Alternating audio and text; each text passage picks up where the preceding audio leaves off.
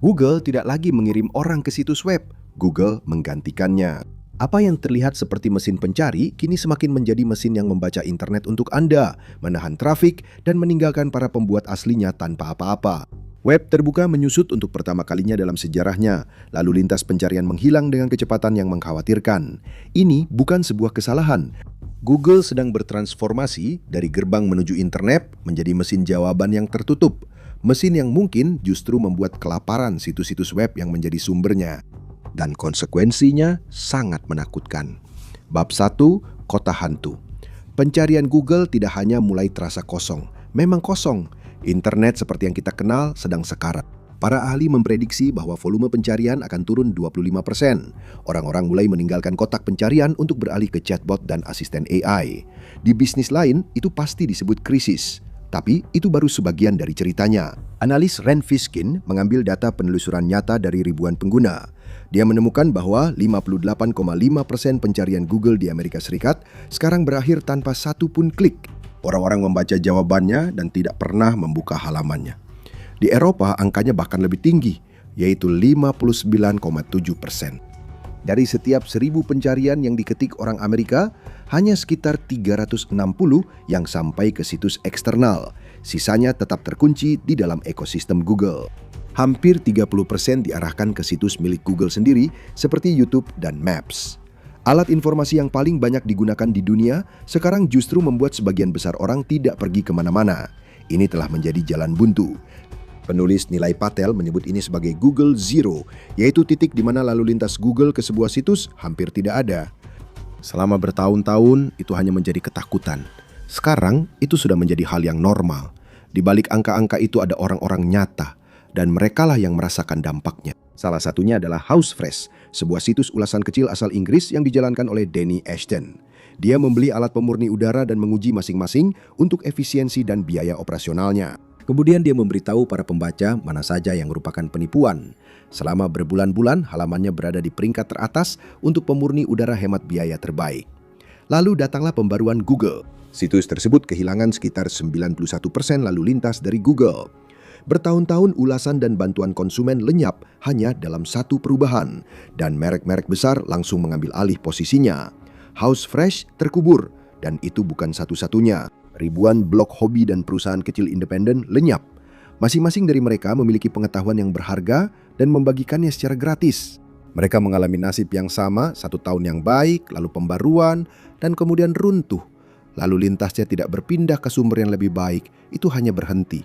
Ini bukan kebetulan. Itu adalah keputusan yang disengaja dari perusahaan yang awalnya mendukung mereka. Bab 2, Kode Merah. Selama 2 dekade, Google telah menguasai bisnis menjawab pertanyaan. Itu adalah tempat orang mencari ketika mereka membutuhkan informasi. Google menjadi bagian dari bahasa sehari-hari. Lalu pada tahun 2022, sebuah perusahaan rintisan di San Francisco meluncurkan alat bernama ChatGPT. Tiba-tiba, sebuah chatbot bisa langsung menjawab Anda. Tidak ada lagi daftar tautan biru yang harus dicari, hanya jawabannya saja. Menurut New York Times, para pemimpin Google mengumumkan kode merah secara internal. Para insinyur ditarik dari proyek mereka. Para pendiri yang sudah mundur bertahun-tahun sebelumnya dipanggil kembali ke dalam perusahaan. Nama terbesar dalam dunia informasi itu benar-benar lena. Rasa takut itu masuk akal. Ancaman tersebut menghantam satu hal yang membuat Google kaya. Prosesnya sederhana. Anda datang ke Google, lalu Google mengarahkan Anda ke tempat lain. Saat Anda keluar, Google menjual sebuah iklan.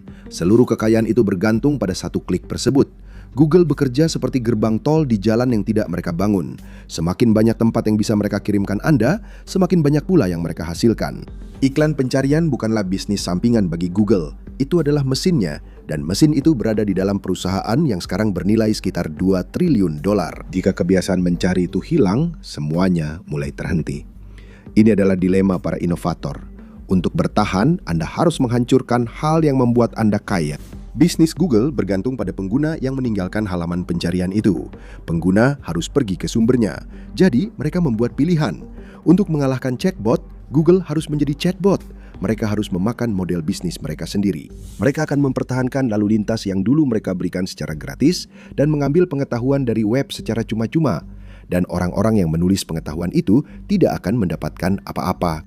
Bab 3, si pengintip jendela. Pada tahun 2023, Google memuji fitur baru yang dikenal sebagai Search Generative Experience. Pada Mei 2024, fitur ini diluncurkan dengan nama AI Overviews. Pengguna akan mengajukan pertanyaan, dan sebelum tautan apapun dimuat, Google akan menuliskan jawabannya di sebuah kotak di bagian atas. Jawaban itu dibuat berdasarkan situs web yang terdaftar di bawahnya. Google memberikan jawaban kepada pengguna sebelum mereka bahkan melirik ke bagian bawah halaman. Ini terjadi pada pencarian yang paling biasa sekalipun. Anda bisa bertanya bagaimana cara menghilangkan noda anggur merah dari karpet. Langkah-langkahnya langsung muncul di bagian atas halaman. Anda tidak pernah mengunjungi blog kebersihan yang menemukan cara tersebut. Anda mendapatkan jawabannya. Blog itu tidak mendapatkan apa-apa. Tapi jawabannya tidak selalu benar. Saat pertama kali diluncurkan, Google memberitahu orang-orang untuk menaruh lem di atas pizza mereka. Kepada pengguna lain, Google menyarankan untuk makan batu kecil setiap hari. Jawaban-jawaban itu berasal dari lelucon lama yang diambil dari situs seperti Reddit. Google dengan cepat memperbaiki yang terburuk, tapi faktanya tetap bahwa AI mengambil trafiknya, entah jawabannya benar atau salah. Pew Research Center melakukan sebuah studi pada Maret 2025, melacak 900 orang dewasa Amerika dalam hampir 69.000 pencarian. Ketika ringkasan AI muncul, klik ke situs biasa turun menjadi 8%. Tanpa ringkasan tersebut, angka itu adalah 15%. Ringkasan memangkas peluang klik hampir setengahnya. Untuk hasil teratas, studi lain menunjukkan penurunannya bisa lebih parah lagi. Ringkasan, AI menahan trafik, dan situs tidak mendapatkan apa-apa. Orang-orang buru-buru membela Google. Ringkasan tersebut mencantumkan sumbernya. Tautannya ada tepat di dalam kotak itu. Jadi pastinya lalu lintas masih mengalir. Studi yang sama menemukan bahwa orang hanya mengklik tautan di dalam ringkasan AI 1% saja. Dan itu memang disengaja. Kebanyakan ringkasan mengarah ke 3 atau lebih sumber sekaligus. Jadi, kredit setiap penulis menyusut menjadi catatan kaki, sementara Google mempertahankan pembacanya. Ini menjadi lebih buruk bagi pemain-pemain kecil. Tautan yang diklik biasanya mengarah ke Wikipedia, YouTube, dan Reddit. Halaman pemerintah muncul jauh lebih sering dibandingkan hasil pencarian biasa. Situs berita nyaris tidak berubah. Situs pakar independen jarang sekali mendapatkan prefix itu. Nama-nama besar semakin besar, yang kecil menghilang. Kerusakannya tidak hanya berhenti pada klik yang hilang. Setelah membaca ringkasan, orang lebih cenderung langsung menutup halaman. Mereka mengakhiri seluruh pencarian dalam 26% kasus. Tanpa ringkasan, hanya 16% yang melakukannya. Ringkasan secara efektif mengakhiri rasa ingin tahu pengguna. Ini bukan kejadian yang langka. Pada saat penelitian, sekitar 1 dari 5 pencarian Google menampilkan ringkasan. Untuk pertanyaan yang dimulai dengan siapa, apa, atau mengapa, kotak ringkasan muncul dalam sebagian besar kasus. Itulah saat-saat tepat ketika seseorang ingin belajar. Dan disitulah web terbuka benar-benar disingkirkan. Bab 4. Pembersihan besar. Google telah menyatakan secara terbuka bahwa pembaruannya memberikan penghargaan pada konten yang bermanfaat dari para ahli nyata. Mereka mengatakan bahwa mereka mengubur halaman-halaman tipis yang tidak bermutu. Itulah janjinya. Pembaruan Maret 2024 melakukan hal lain. Di berbagai pencarian, keahlian justru didorong ke bawah.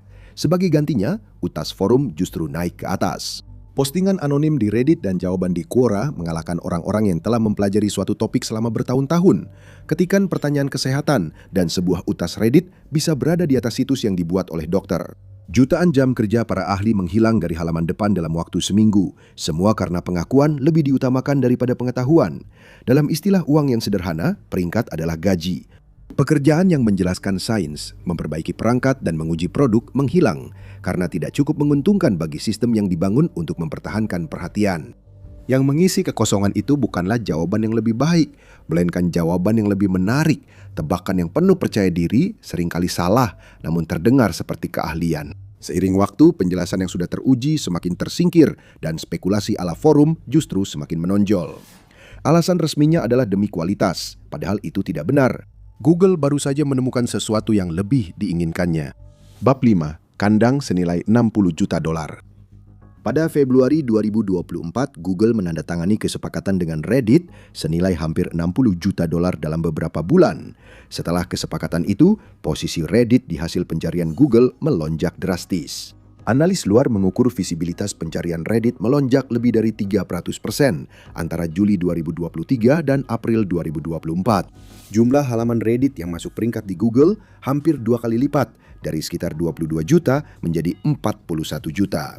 Situs yang dulunya sering dihindari orang kini menjadi salah satu pemenang terbesar di halaman tersebut. Menurut beberapa perhitungan, situs ini menjadi situs kedua yang paling banyak dikunjungi dari hasil pencarian Google di negara ini. Hanya Wikipedia yang berada di peringkat lebih tinggi. Reddit sekarang menarik ratusan juta klik pencarian setiap bulannya. Sebagai imbalannya, Google mendapatkan banjir percakapan untuk melatih AI-nya.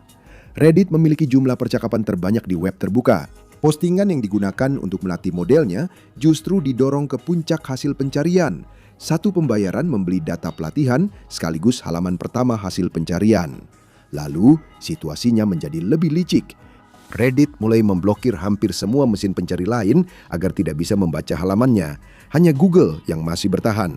Setiap postingan dan komentar di Reddit ditutup aksesnya dan diserahkan kepada perusahaan dengan bayaran terbesar. Untuk beberapa waktu, Reddit kemudian menjual kesepakatan serupa kepada OpenAI dengan nilai yang dilaporkan sebesar 70 juta dolar. Bagi siapapun di luar kesepakatan ini sama saja dengan pengusiran. Bisnis kecil atau kreator tidak bisa memberikan Google aliran data senilai 60 juta dolar.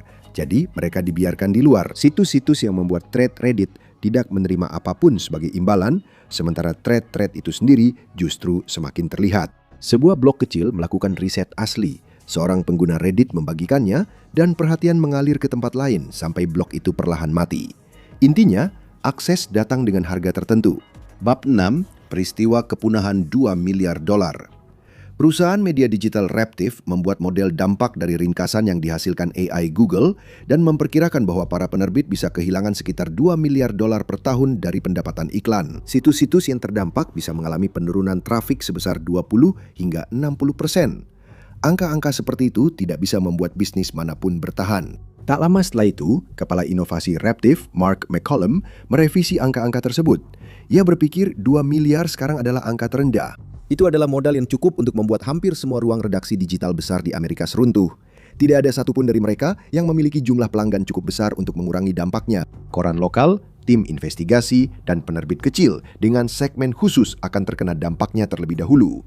Mereka tidak memiliki bantalan untuk menghentikannya. Tidak ada basis pelanggan besar yang bisa menyerap kerugian sebesar itu. Yang membuatnya lebih buruk adalah biaya untuk melakukan pekerjaan itu sebenarnya tidak berubah. Sebuah investigasi tetap memakan waktu berbulan-bulan. Tes laboratorium tetap membutuhkan biaya. Peliputan tetap berarti perjalanan, waktu, dan tinjauan hukum. Semuanya. Tapi jika trafiknya hilang, pendanaannya juga ikut hilang. Pencarian AI sekarang mengambil salah satu dari sedikit cara terakhir tim media digital ini bisa menghasilkan uang. Ini bukan hanya masalah di Amerika saja. Di Jerman, ringkasan AI sekarang menarik ratusan juta klik dari penerbit setiap bulannya. Ini adalah mesin yang sama, menghasilkan hasil yang sama di setiap pasar tempat Google beroperasi. Google tidak buta terhadap semua ini. Mereka melihat lalu lintasnya dan membaca keluhan yang sama seperti orang lain. Namun mereka tetap melanjutkannya. Ini adalah pengorbanan yang bersedia dilakukan oleh perusahaan. Bab 7. Pembunuhan sang inovator. Google tidak melakukan ini karena benci atau bodoh. Mereka melakukannya karena takut kalah. Mereka sedang berjuang untuk bertahan hidup. Para pesaingnya, OpenAI, Microsoft, dan Perplexity, semuanya berlomba-lomba untuk menguasai cara orang mendapatkan informasi. OpenAI punya ChatGPT, Microsoft punya Copilot, dan jawaban Google sendiri adalah Gemini. Mereka bahkan meluncurkan mode AI yang bisa membalas dalam percakapan penuh. Miliaran dolar dan masa depan perusahaan dipertaruhkan pada hasilnya. Web terbuka berfungsi seperti mitra dalam ekosistem Google. Penerbit membuat konten, Google membantu orang menemukannya, dan lalu lintas kembali ke sumbernya. Sekarang hubungan itu telah berubah. Web kini lebih seperti bahan baku daripada mitra. Ini adalah pasokan tak terbatas materi yang ditulis manusia, yang bisa diserap dan dikembalikan tanpa mengirim pembaca kemanapun. Menghancurkan penerbitan independen bukanlah tujuan utamanya. Itu adalah akibat dari mengejar hal lain. Google tidak berniat untuk mematikan web. Mereka berniat untuk bersaing. Pada Agustus 2024, seorang hakim federal memutuskan bahwa Google secara ilegal memonopoli pencarian. Hukumannya ringan. Google tetap mempertahankan perambannya, hanya diminta untuk berbagi sebagian data dan menghentikan beberapa kesepakatan eksklusif. Tentu saja, Google mengajukan banding. Monopoli yang dimilikinya dianggap ilegal, namun secara praktis tetap berlangsung. Namun rencana Google memiliki kelemahan fatal. Google harus terus menyerap pengetahuan manusia lebih cepat daripada menghancurkan sumbernya. Jika sumber-sumber ini melemah, maka semakin sedikit yang bisa diambil. Jadi pada akhirnya akan muncul paradoks bawaan. Google seperti ular yang memakan ekornya sendiri. Bab 8, spiral internet mati. Ketika situs web kehilangan traffic, mereka kehilangan pendapatan. Ketika pendapatan mengering, mereka mengurangi operasional atau bahkan tutup sepenuhnya. Sistem-sistem yang dibangun di atasnya tidak hanya melambat, tapi mulai mengambil apapun yang tersisa. Itu berarti AI Google harus dilatih menggunakan konten yang dihasilkan oleh sistem lain, seperti dirinya sendiri. Ini adalah pembusukan perlahan yang terjadi ketika sebuah sistem belajar dari salinan. Setiap versi baru semakin jauh dari kebenaran. Kesalahan pun menumpuk. Ide-ide menjadi semakin sempit, dan pemikiran manusia menyusut menjadi bayangan pucat dari apa yang pernah ada sebelumnya. Sebuah mesin jawaban yang memakan sumber makanannya sendiri akan kehabisan hal untuk dikatakan. Selama sekitar 30 tahun, siapapun yang punya sesuatu untuk disampaikan bisa menerbitkannya ke dunia. Jika kamu benar, orang-orang akan menemukanmu. Seorang pengguna internet yang penasaran bisa belajar dari seorang ahli di belahan dunia lain. Sebuah toko kecil bisa ditemukan karena kualitasnya, bukan karena ukurannya. Sekarang web dipenuhi dengan halaman-halaman yang ditulis oleh AI, dibuat untuk memanipulasi sistem. Suara-suara asli semakin sulit ditemukan setiap tahunnya, dan kamu mulai bertanya-tanya, apakah yang kamu baca benar-benar ditulis oleh manusia? Keraguan dan sinisme menjadi hal yang biasa. Dan itu bukan cara pengetahuan manusia seharusnya tumbuh dan berkembang. Sekarang rasa ingin tahu dikendalikan oleh para penjaga gerbang dan paywall. Perpustakaan bersama mulai dikunci. Beginilah cara kamu mematikan sebuah situs web tanpa pernah menyerangnya. Kamu hanya berhenti mengirim orang ke sana. Tapi perlawanan sudah mulai muncul. Para penerbit mulai berorganisasi untuk mengubah mesin-mesin itu secara langsung. Lisensi yang sangat sederhana mengambil contoh dari strategi yang sudah dikenal di industri musik. Radio dulu harus mulai membayar untuk lagu-lagu. Dan sekarang idenya adalah menerapkan logika yang sama pada sistem AI yang mengonsumsi konten web. Jika Anda tidak bisa bertahan hanya dari klik lagi, Anda menjual akses ke karya itu sendiri. Situs berita, penulis, dan penerbit kecil semuanya sedang menguji berbagai versi dari ide tersebut. Tetap saja, itu mungkin belum cukup karena kerusakan yang lebih dalam bukan hanya soal keuangan. Ini bahkan bukan hanya tentang situs web mana yang bertahan dan mana yang tidak. Ini adalah pelemahan sesuatu yang lebih mendasar. Hubungan antara mengetahui sesuatu dan membagikannya secara terbuka. Google mungkin saja memenangkan perlombaannya, tetapi hasilnya bisa jadi adalah dunia dengan pengetahuan yang lebih sedikit. Ini bukan satu-satunya cara Google menghancurkan web. Munculnya konten sampah buatan AI sedang mengambil alih halaman pencarianmu.